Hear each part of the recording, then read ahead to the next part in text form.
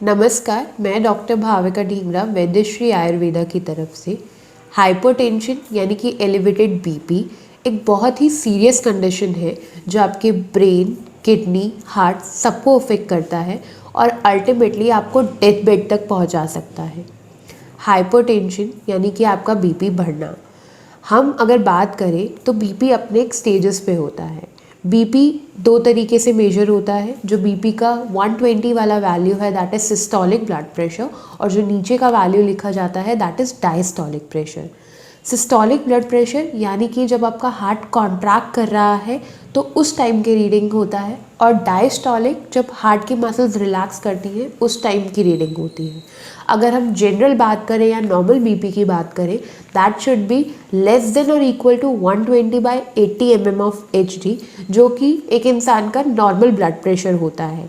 लेकिन आपके एज, आपके बॉडी स्ट्रक्चर और आपके फैमिली हिस्ट्री के बेसिस पे कुछ लोगों में नॉर्मल बीपी हल्का फुल्का 10 के रेंज में फ्लक्चुएट करता है। इसका मतलब ये नहीं है कि जिसका डायसिस्टोलिक ब्लड प्रेशर 70 है तो उसका बीपी नॉर्मल नहीं है, या किसी का 82-84 है तो वो नॉर्मल नहीं है। It may vary as per your body type और योर बॉडी कंडीशन।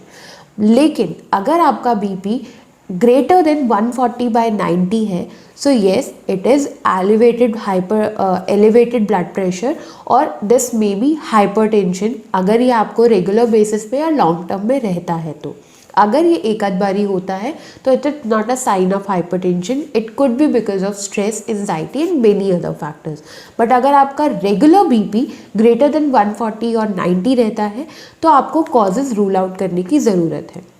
जो हाइपरटेंशन होता है, अगर हम इसको कैटेगराइज करें तो हाइपरटेंशन प्राइमरी, सेकेंडरी और क्राइसिस, ये 3 स्टेजेस में होता है। प्राइमरी हाइपरटेंशन वो है जिसका कोई कॉज आप डिफाइन नहीं कर सकते कि क्यों हो रहा है।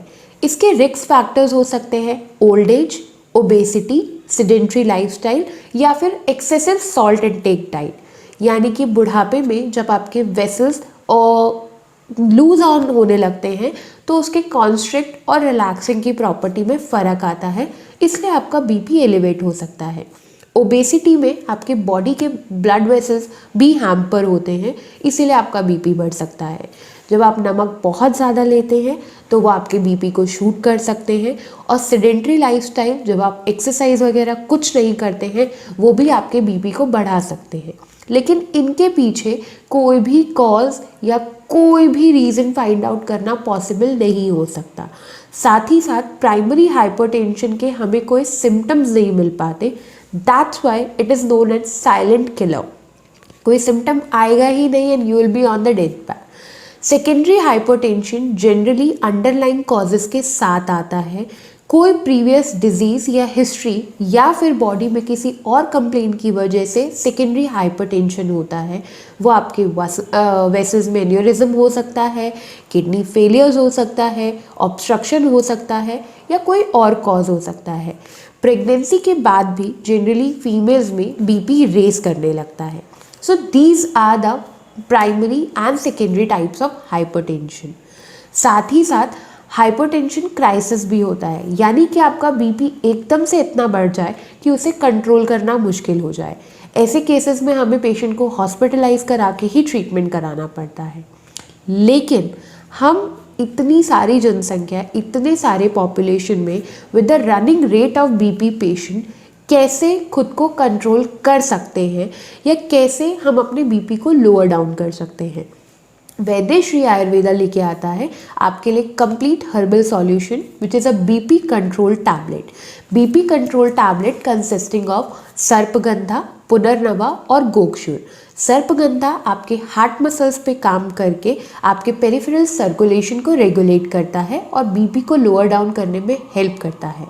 पुनर्नवा अपने डायूरेसिस एक्शन से डायूरेटिक प्रॉपर्टी और रीनल फ्लो को इंक्रीज करता है। गोक्रू यानी कि गोक्षुर टॉक्सिन्स रिलीज करने में हेल्प करता है, साथ ही साथ किडनीज पे भी बहुत अच्छा काम करता है। तो जब ये कंबाइन इफेक्ट करते हैं तो ये बॉडी में बीपी को कंट्रोल करने में हेल्प करते हैं।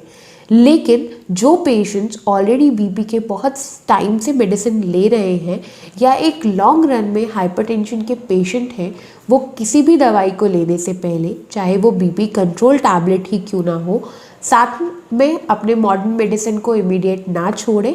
और अगर आप सिर्फ हर्बल पे स्विच करना चाहते हैं तो पहले अपने कंसल्टेंट या अपने प्रैक्टिशनर को उस मेडिसिन के बारे में बताएं और उनसे पूछें कि वो मेडिसिन आपके लिए कितना सेफ है और कितना नहीं। Thank you and follow us for more informative videos.